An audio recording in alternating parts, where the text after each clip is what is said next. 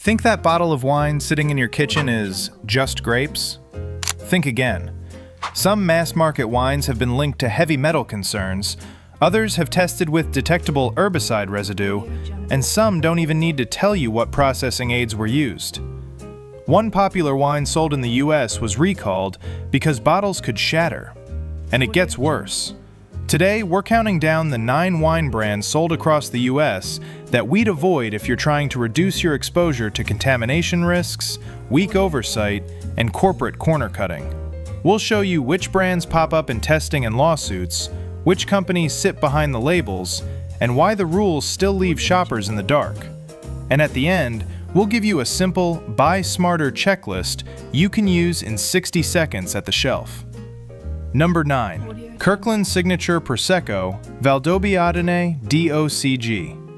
Costco's private label looks like a smart value pick, but in November 2025, the U.S. Consumer Product Safety Commission posted a recall because certain bottles could break or shatter, creating a laceration hazard. The recall notice references about 941,400 bottles, and the agency cites reports of bottles shattering, including one laceration injury. This is not taste or quality. This is physical safety. Now here's what makes this especially troubling. The affected bottles were sold for months, and members were told not to return them and to dispose of them carefully. That is a major retailer effectively saying, don't even transport this back to the store. And this is Costco. In fiscal 2025, Costco reported net sales of about $269.9 billion. They have the resources to tighten supplier quality controls, packaging specs, and audit processes. The question is whether safety is treated like a cost center until the recall forces action. Number 8. Sutter Home. This is a household name because it's everywhere and it's cheap. But a USPIRG Education Fund lab report testing beer and wine found Sutter Home Merlot, 2018 vintage, at 51.4 parts per billion of glyphosate. Let me repeat that. 51.4 parts per billion in a product people sip for fun. Glyphosate is the active ingredient in Roundup, and the report points out an uncomfortable truth. The U.S. has no routine government testing program for glyphosate across food and beverages, and even the report's own conclusion flags the lack of clear beverage limits. Meanwhile, federal alcohol labeling rules still don't require a full ingredient list on wine labels, so you're relying on brand trust instead of transparency. Sutter Home sits inside Trinchero Family Wine and Spirits. A major trade interview put Trinchero's revenues at about $800 million, last publicly cited figure. That is not a small family hobby. That is a large corporation with every incentive to protect margin at scale. They can afford cleaner sourcing and more aggressive residue controls. They simply choose not to make that your default. Number 7. Behringer. Behringer carries that heritage Napa vibe, so people assume it's safer. But in that same USPIRG lab report, Behringer Estates Moscato, 2018 vintage, tested at 42.6 parts per billion glyphosate. And here's what makes this even more complicated in 2025 and beyond.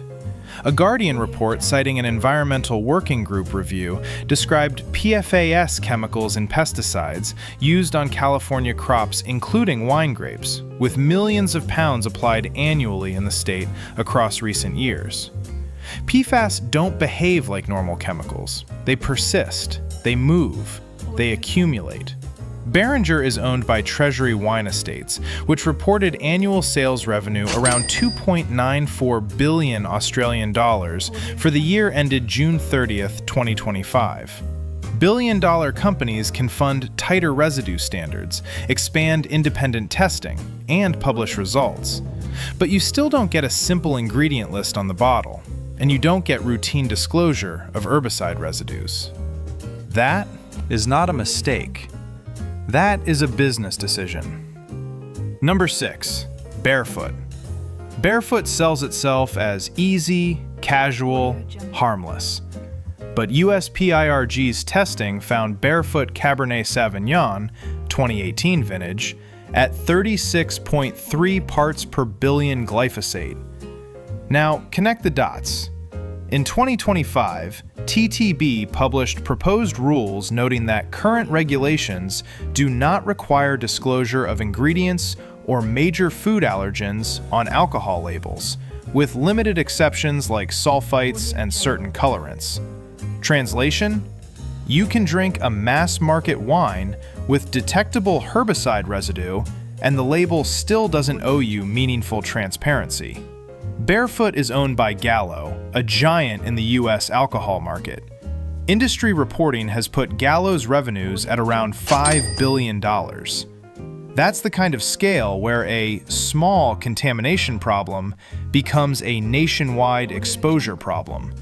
They have the resources to push for cleaner supply chains and publish residue targets. The question is whether they want to. Number 5. Franzia. This is where the bargain shelf turns into a risk multiplier. Franzia has been named in past arsenic-related legal fights, and the broader science is the real warning sign. A peer-reviewed study on American wine found inorganic arsenic in all samples tested, with an average arsenic level around 23.3 parts per billion, and lead detected in 58% of samples, with a smaller share exceeding the EPA's 15 parts per billion drinking water benchmark. Wine is not water, but consumers don't drink wine thinking they're buying a heavy metals sampler either. And unlike drinking water, there's no simple, universally enforced arsenic limit for wine on the label. International wine authorities have discussed limits. For example, OIV documents reference numeric limits used in member contexts, but US shoppers still get silence at the shelf. Franzia is owned by the Wine Group, one of the biggest players in the country by volume. Some industry profiles estimate the Wine Group's annual revenue in the hundreds of millions. They have the resources to test, publish, and improve. They simply do not make that transparency standard for the people buying the cheapest formats. Now, before we continue with number 4, we want to hear from you. Drop a comment and tell us which wine brand you've trusted for years, because you might be surprised to see it on this list. And if this is useful, hit like and share it with someone who buys wine for the whole household. Number 4, Mogen David, including MD-style fortified wines. This brand shows up again and again in cheap wine conversations because it's designed to be sweet, strong, and inexpensive. It was also among the brands named in older arsenic lawsuit reporting, and the heavy metal science doesn't care whether a label is nostalgic or not. If you're sourcing bulk ingredients from high-risk regions, you're playing roulette with what ends up in the glass. Here's the part most people miss. Even today, federal labeling rules for wine still don't require a full ingredient list, and TTB has had to propose new rules just to push basic allergen transparency into the modern era. That means the consumer has limited visibility into processing aids, fining agents, or anything used to force consistency at scale. Mogen David is tied to the Wine Group. This is a company big enough to run serious quality programs, but the label does not give you the kind of disclosure you'd expect from any other packaged food. That is the pattern. Number 3, Ménage à Trois. People buy this because it tastes smooth and consistent across bottles.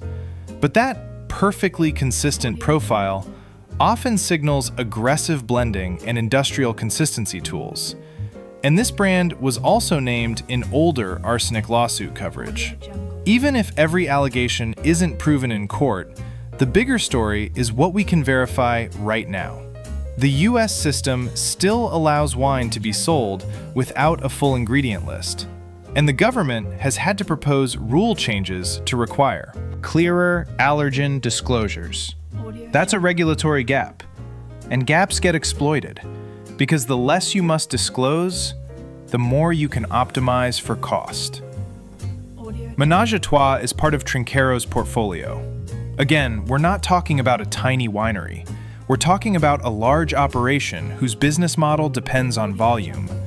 They can afford transparency. They choose not to make it the default. Number 2, Oakleaf, Walmart private label wine. This is where economic pressure meets exposure risk. Oakleaf is sold as a $2-ish solution for families trying to stretch a budget. It was also listed in older Arsenic lawsuit reporting around cheap California wines. Here's what makes this especially troubling. The cheaper the wine, the more likely it is built from bulk sourcing, where the consumer has no visibility into vineyard origin, farming inputs, or residue targets. Add the reality that PFA's linked pesticide concerns have been documented in wine grape agriculture, and now, cheap starts to look like unknowable. Oakleaf is marketed by a massive supplier, and it's sold through one of the largest retailers in the country. If anyone can fund better testing and disclose results, it's the companies making money on scale. But the people buying the cheapest bottles are often the ones least able to absorb health risk.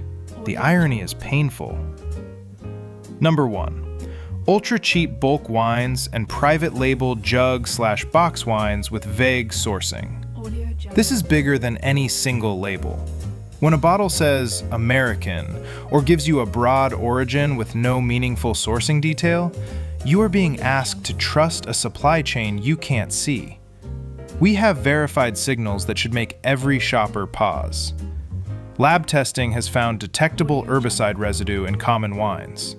Peer-reviewed research has documented measurable heavy metals like arsenic in U.S. wines. And federal rules still don't require full ingredient disclosure on wine labels, even as regulators propose changes to fix basic transparency gaps. In other words, you can buy the cheapest wine on the shelf, built from bulk inputs, with minimal disclosure in a category that's still catching up on labeling basics. That is not a quality control issue. That is a system. So what can we do? First, stop treating cheap and cheerful as harmless. If a bottle is priced like a soda, it's usually built like a commodity. Trade up even a few dollars and prioritize producers that publish sourcing detail, vineyard region, and production notes. You want specificity, not vagueness. Second, watch for brands that voluntarily disclose more. As labeling rules evolve, some producers already use QR codes or expanded disclosures. If a brand is proud of what's inside, it usually doesn't hide behind silence. Third, reduce herbicide exposure risk by looking for credible sustainability programs that explicitly restrict glyphosate or push growers away from it. Even within wine country, industry pressure has been rising to move away from Roundup use. Fourth, avoid making sweet and strong bargain wines a daily habit. If you're drinking frequently, you're turning low-level contamination into steady exposure. Frequency matters. Fifth, for heavy metal concerns, rotate regions and styles. Don't lock yourself into one bulk supply stream year after year. Variety reduces the odds you're repeatedly pulling from the same higher-risk agricultural geography. Sixth, if you're buying for a household with kids, treat wine like any other adult-only chemical exposure. Store it safely, limit intake, and remember that alcohol itself is not a health product. The safest exposure is the one you don't take. The pattern is clear. Wine has lived for decades inside a transparency loophole. No full ingredient lists, limited disclosure, and a market that rewards the cheapest possible inputs. The era of blind trust needs to end. You deserve to know what's in your drink. Your family deserves protection. And the corporations selling mass market wine at scale deserve to be held accountable. If this helped, share it with someone who buys wine for gatherings, holidays, or weekly dinners. Subscribe and turn on notifications so you don't miss our next investigation into everyday products hiding dangerous secrets. Remember, the truth is not always on the label.